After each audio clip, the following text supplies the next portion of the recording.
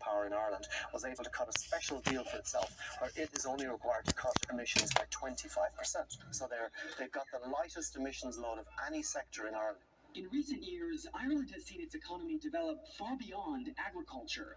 But as the percentage of GDP from farming has gone down to 1%, the sector has remained responsible for over 30% of emissions. When farming in Ireland presents the image abroad that they're being, quote, victimised by climate action, in fact, they have got by far and away the easiest deal.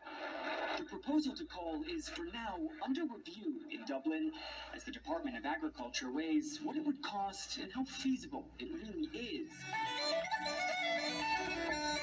Nationwide, the idea has ignited a fierce debate, calling into question Ireland's heritage. The reaction is always mixed when it comes to climate, and especially climate and agriculture in Ireland. At the same time, though, you do have a growing realisation, I think, here in Ireland about the threat that the climate crisis poses to us here and to elsewhere in the world. And that includes farmers who are looking at the conditions of their land, at the weather, and all of those ways that a changing climate can affect their livelihood. Back on the farm, dairy farmer Pat O'Brien agrees, but he worries that even if he compromises on this issue, it might never be enough. Well, I think we're damned if we do and we're damned if we don't. If we play our part and we reach our targets, new targets will be set and we'll be pushed. Live stream address from Honolulu. Green saying the seaside town will be rebuilt as a living memorial to those lost while preserving and protecting Native Hawaiian culture. Green trying to address concerns that speculators will buy up and redevelop the scorched land. The death toll increasing Friday to at least 114, with more than 1,000 still missing. Native Hawaiians and others from Lahaina responding to the governor's words, saying they worry he's moving too quickly to rebuild what was lost while the grief is still raw. In British Columbia, a state of emergency declared Friday in Kelowna, a city with a population of about 150,000. The very active and unpredictable McDougall Creek wildfire destroying homes and structures, more than 2,400 properties under evacuation orders. Canadian Prime Minister Justin Trudeau praising the community spirit and response to the wildfires, which continue to devastate the country, forcing thousands to evacuate their homes.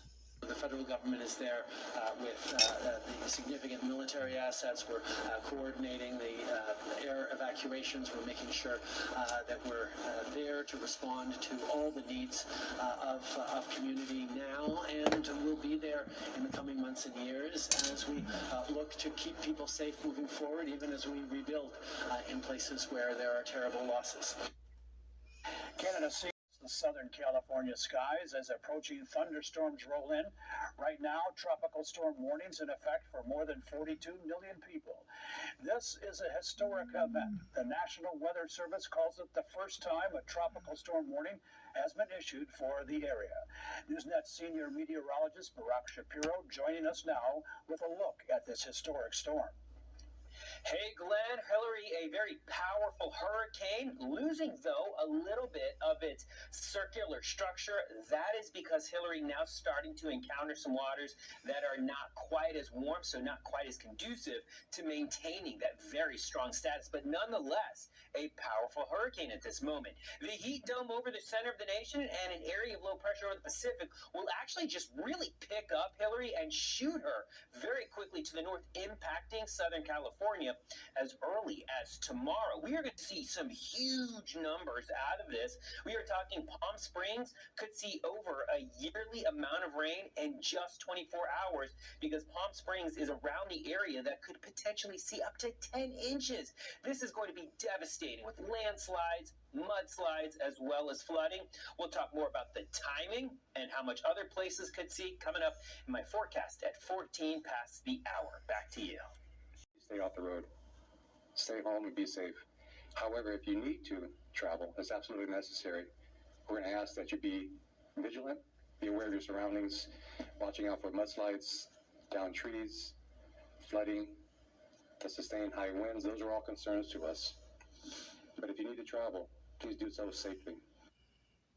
Authorities say they have pre-positioned more than 20 high-water vehicles to support where the need may arise, in addition to soldiers and airmen standing by to respond if necessary. Meantime, in Las Vegas, ahead of Hillary, heavy monsoon rain flooding streets in parts of the city. The National Weather Service Friday issuing a flash flood warning for areas outside of Las Vegas. Officials warning of potential strong winds along with the heavy rain. Several recreational areas, including parts of Joshua Tree National Park, closed ahead of the storm. The hideout will rise again. Hawaii Governor Josh Green making that announcement Friday evening during help. And the moment the idea is voiced that there might be some sort of gender confusion, it's like the affirmation script on the therapy or care side kicks in, and it seems to be always sort of one path, or maybe not always, but very strict. And when there's this concept of affirmation which has been pushed in this very polite and nice sounding and innocuous way, because it sounds like, well, you're just trying to say, listen, you feel something about it. But it's not affirmation, it's confirmation. So if you're a young person and you turn up at a hospital and you walk through those corridors and it smells like it smells, and you walk past people on trolleys and surgeons, and you go into an office and there's a skeleton and whatever else, and a doctor in a white coat says to you, okay, well, I'm going to say he and him, and you're a natal female. That's not affirming anything, it's confirming. This is garbage to say that it's affirming. It's clearly an authority figure. It's clearly providing a stamp for social approval. Ditto schools, although to a lesser extent. So we know from research out of, for example, Toronto, the research done by Ken Zucker, that if you affirm what we call affirmation, if you affirm the child's transgender identity, you are making medicalization more likely. Conversely, if you don't, you are making medicalization less likely. Now, there are people who say, who cares? It's all equal. I don't believe that that's ethical. I don't believe it's ethical to say intervening medically and not intervening medically should be put on an equal par. It's an absurdity to me. We should have compassion for people who have distress over these issues, but there's a real problem with concretizing that, particularly in a young person. And in a young person, what you're doing is you're actually foreclosing their options. You're taking very many parts and you're closing them down. And there are different views. There are views that say, okay, well, we should continue with pediatric transition, but it should be made clear that you're closing off all sorts of parts in life. I reject that because I don't think children are mature enough to make those decisions. Well, so now I'm thinking about another theme that occurs in the book, which is multiple other psychiatric comorbidities associated with, and actually we should actually cover this, because gender dysphoria is a new term. It used to be gender identity disorder. Disordered GID, yes. Right. Don't get too stuck on gender dysphoria, because that's probably going to go out of the window in a year or two as well. So I think we'll have a new name for it soon. I don't know what that will be, but that seems to be the way things are moving. What struck me about it is, if indeed it is the case, and I do believe there's even some studies that show this, children that have gender identities or gender dysphoria have multiple other psychiatric conditions concurrently. The approach, there's this one-size-fits-all approach, affirm, so to speak, and the affirmation train. All this happens without those things actually being dealt with, and that feels like it actually strikes me as a horrific reality, probably, for a lot of people that are suffering from potentially multiple issues. And very often, not only are they not dealt with, but you find parents receiving conflicting information in the same building. So one of the first parents I encountered on this had been interacting with eating disorder services for some time, unfortunately, in her son's case, and it was very serious. And the whole modality of treating an eating disorder is you have to impress upon the child you are not making decisions in your best interests, and therefore we are laying down the law, and there are some things which are going to happen. And, you know, families go to extraordinary lengths. People even, you know, if you're dealing with bulimia, for example, people take the bathroom door off its hinges so that you can't vomit without everyone seeing. This is the lengths people go to. So these clinics know fine well that you don't just turn around to a child and say, well, look, you know what's in your best interests. Now, this mother I interviewed a long while back now, her son had been struggling with an eating disorder for a long time. They said he then developed gender dysphoria, so there's a whole conversation to be had about this diagnostic. Went to a clinic within the same building, and they essentially told him, well, that's really, your desire to take estrogen has nothing to do with your desire to minimize your body. Now, this is clearly absurd. Estrogen stunts your growth. And an eating disorder is the desire to minimize the body. And so this was in the same building that her son is being told, you cannot make decisions for yourself because of a comorbidity, so another existing problem which the parent is actually doing the right thing, seeking to address, taking seriously. And then the other people who, frankly, there's a question about whether they are medics or whether they're just activists, are really totally undermining that advice. And we see this, so you talk about comorbidities, we see this with ADHD, so attention deficit things, where there are protocols around how to help children like that, which do not involve saying you're always right, do what you want. We see that with, there's certainly elevated rates of obsessive compulsive disorder in this population. There's also something which people are talking about a little bit more and may explain a lot of what you see in the media on this issue, which is there's elevated rates of narcissistic personality disorder. There also seem to be elevated rates of borderline personality disorder, which is, so there's lots of different conditions here, but none of this is being recognized. So essentially you always hit the same cognitive brick wall, which is, well, that's got nothing to do with the fact you're trans. And it does for these young people. There's no question that it does. And very often they say that themselves. Tell me a little bit about, you know, this term, gender dysphoria, because you said it's going to disappear. At the same time, we hear it, you know, constantly. And again, it's tied with a very, very an almost script of intervention. The authorities who are really evangelizing this do have a habit of renaming this condition every now and then, like a spring clean, if you like. So it used to be called gender identity disorder. There are different ways of defining gender dysphoria. They are all deeply worrisome, in my view, because they include things like preferring toys associated with the other sex. Now, to my mind, a little 2-year-old or 3-year-old girl who likes trains, not dolls, it tells us very little. It may tell us she's more likely than the average woman when she grows up to work on an oil rig. So a lot of these diagnoses, when you look at these diagnoses, they're pretty regressive in many ways. There's also, you hear young people using this phrase dysphoria, and they'll say things like, I had a fight with my friend and then I got really dysphoric. No, you didn't. You got sad. And that's fine, because I get sad if I fight with my friends. I'm sure you do. It's not a medical condition. There's a huge amount of pathologization.